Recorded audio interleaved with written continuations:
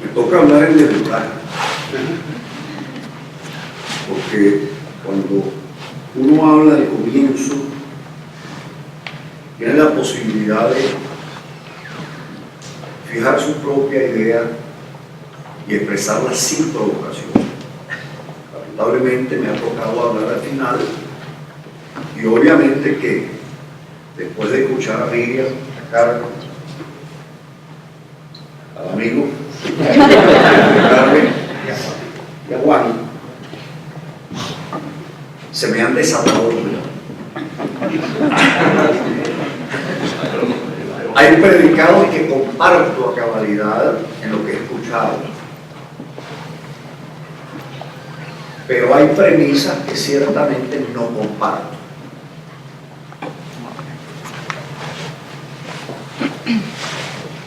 Juan nos decía al principio que él se había situado en la búsqueda del venezolano promedio y logró hasta identificarla con nombre y cédula de identidad, y ciertamente que aquí está el venezolano promedio. Pero me preguntaba yo, cuando él hacía esa afirmación, si al encontrar el venezolano promedio, lo que se nos está pidiendo es mineralizar los valores del venezolano promedio. En otras palabras, si lo que se nos está pidiendo es construir un nuevo modelo que consolide y sea el reflejo de eso que es el venezolano promedio. Obviamente es una tesis que yo personalmente no comparto desde la perspectiva de quien ha hecho de los derechos humanos no solo un oficio, sino una confesión. Entre otras cosas, porque cuando uno vuelve así hacia el descubrimiento en cada uno de nosotros y mirándolos a ustedes de lo que es el valor de la dignidad de la persona humana, todo ser humano que es ser uno, único y que vive en alteridad, está llamado a la perfectibilidad. Entonces la mineralización de los valores constituye la negación de la propia dignidad humana. Autocrítica y errores, que son las dos palabras que también escucho en la mesa. Yo digo, sí, una autocrítica mediata o inmediata. La mediata nos es muy difícil porque los venezolanos somos una sociedad actualmente anomia, pero una sociedad con una muy arraigada cultura del presente. Incapaces de mirar hacia el pasado porque lo pasado pasó y observar el porvenir, eso está demasiado lejano. Lo que me preocupa es el día a día, la cotidianidad. Obviamente, si se trata del juicio de valor sobre la experiencia democrática que vivió Venezuela, yo debo decirles con toda honestidad que yo no tendría por qué estar defendiendo esa democracia. A mí me tocó ser el último conserje de la Cuarta República, como ministro de Relaciones Interiores y como encargado de la presidencia. Pero cuando yo reviso la experiencia de la Cuarta República, le ponía a compañeros y estudiantes que participaban en la mesa nuestra un solo ejemplo. En 1957, cuando Marcos Pérez Jiménez celebra el 18 de octubre de 1945 como obra de él, dice: resolví en Venezuela los problemas de salud. ¿Y qué anunciaba? Que había logrado construir en Venezuela 457.000 letrinas en una década. Venezuela era en 1958 un país de letrinas. ¿Qué significa el 3 universidades públicas? A más de 400 instituciones de educación superior. Pasamos de 6.000 kilómetros de carretera, que implica integración humana, a 96.000 kilómetros de carretera con el 87% afectado. ¿Qué pasó al final? Lo que ha estado pasando en la totalidad del mundo occidental. Una vez que cae el muro de Berlín, sobreviene la deriva digital. La primera crisis de partidos no la sufre Venezuela, la sufre Italia.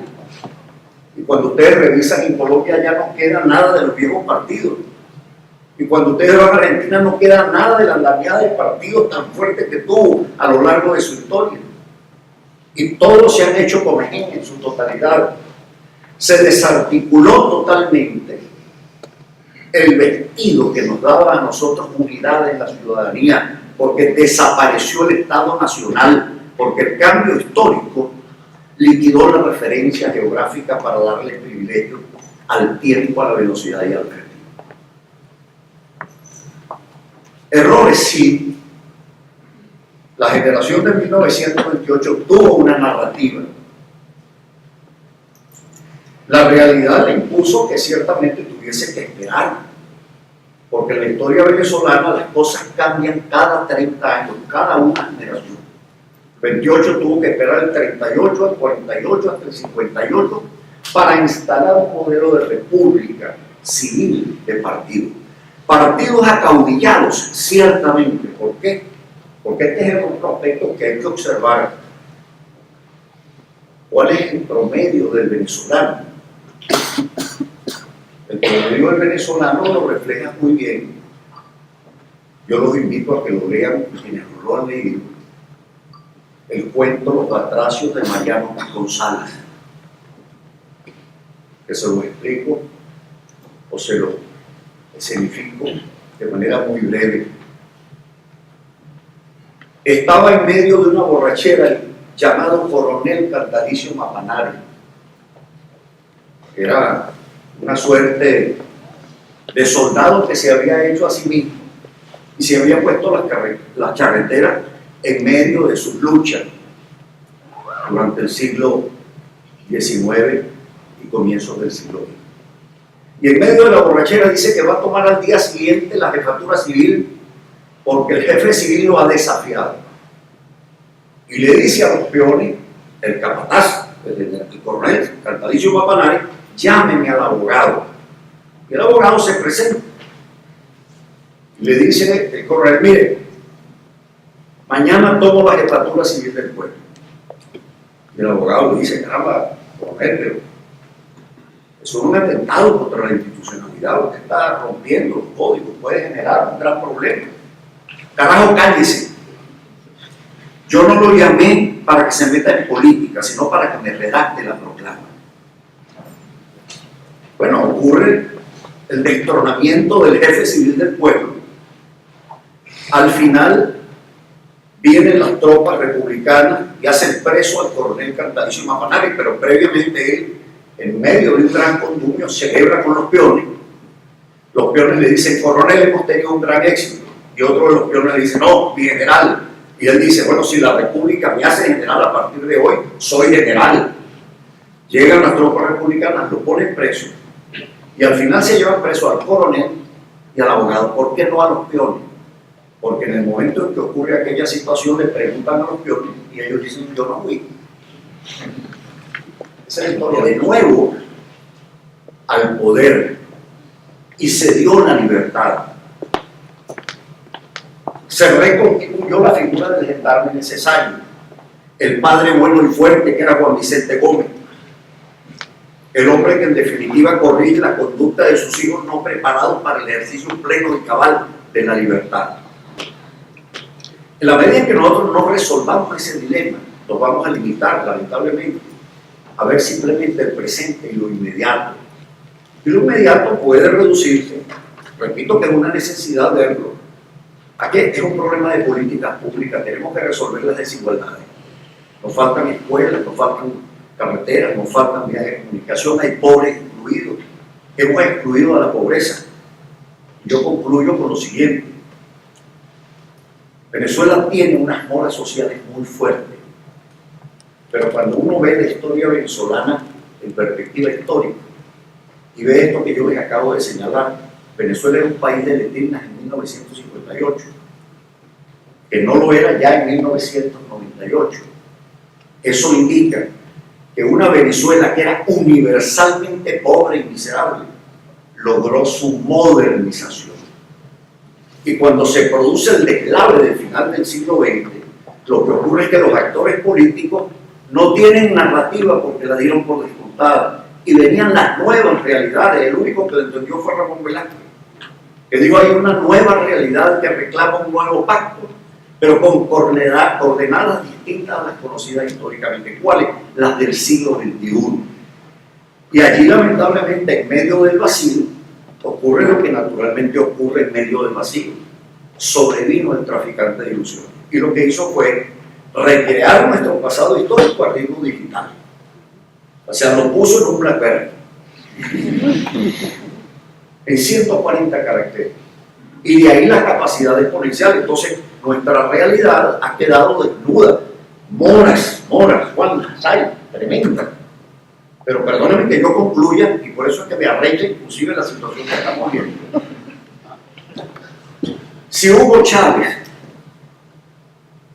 hubiese venido del diluvio, no hubiese jamás en su vida salido de Varinita. Hugo Chávez, cuando asume el poder, estaba presentando su tesis de maestría en ciencias políticas en la Universidad Simón Bolívar. Y nosotros lo dimos: no es un cantinero de cuartel. El señor Diosdado Cabello salió con un despacho de subteniente de la Academia Militar, pero se graduó con otro título en el mismo momento de ingeniero, porque la formación militar venezolana cambió a partir de 1969 con el Plan Andrés Bello. Los militares ya no eran solamente hombres salidos de la Academia Militar, sino con la posibilidad de hacerse universitarios. Y por ello concluyo, admirando profundamente la obra educativa que se está haciendo en Irán.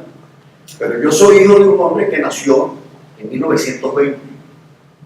Mi padre, hijo de un policía, vivía en Río Tocuyo del estado de Aragua. Cuando a él se le ocurrió pensar que podía estudiar primaria, mi abuela tuvo que matar a Barquisimeto, porque no había ni escuela primaria. Hace el bachillerato, y cuando el tío que lo recoge en Barquisimeto se entera que el muchacho quería ser abogado, digo, el muchacho se puso loco, porque había que hacer un viaje transatlántico de Caracas, de Barquisimeto a Caracas, para poder ingresar a la universidad. Los venezolanos, sobre todo los que vivimos en Caracas, todos los que están en el este, que son los escuálidos, procedemos sin excepción del oeste. Todos. Que no querramos recordarlo es otra cosa. Pero en Venezuela nosotros nunca hemos tenido clases sociales estructuradas, porque ni siquiera los llamados ricos han durado más de una generación, porque se acaban a cada cambio de gobierno, porque no pasan la riqueza de una generación a otra generación. Y esa es la gran verdad. El país nuestro ha sido, ese fue simplemente el patio trasero de la independencia. La universidad estaba en Bogotá y las iglesias estaban en Quito. Entonces, concluyo con esto. Hay que resolver el problema que no logra resolver ni la OEA ni Maduro desde la CELAC en UNASUR. ¿Cuál es la crisis de la OEA en este momento? Que la OEA nació de la escuela de la Segunda Guerra Mundial, que mirándose sobre el Holocausto dijo: el individuo con su dignidad precede y antecede al Estado, y el Estado debe servirle como instrumento para el desarrollo de su personalidad. Y el nuevo modelo que se está instalando en la CELAC y en UNASUR, en los mismos documentos, revelan que se ha transformado en un sindicato para solamente respaldar el derecho al trabajo de los gobernantes. ¿Por qué? Porque es más importante el Estado que el individuo. Vale el poder y no la libertad. Y cuando lo que vale el poder hay que tomarlo y hay que conservarlo al costo de lo que sea. Entonces, si nosotros los venezolanos finalmente no nos emancipamos intelectualmente y descubrimos que efectivamente nuestra modernidad nos reclama ejercer a todo pulmón la libertad, repito, como seres unos, porque cada uno de nosotros es una individualidad, como seres únicos porque no hay uno que se parezca al otro, y como seres que tienen que mirarse para ejercer sus derechos en los otros, porque nadie ejerce su derecho frente a sí mismo. Cuando descubramos eso, de nuestra propia realidad, yo tengo la convicción que el país descubrirá una narrativa que le permita a Venezuela tener un nuevo modelo político y constitucional que se proyecte 30 años más adelante. El proyecto de Punto Fijo duró 30 años y la transición cumple 30 años en el 2019. Se requiere un nuevo proyecto generacional que obviamente tendrá que ser elaborado por la generación que está aquí presente. Muchas gracias.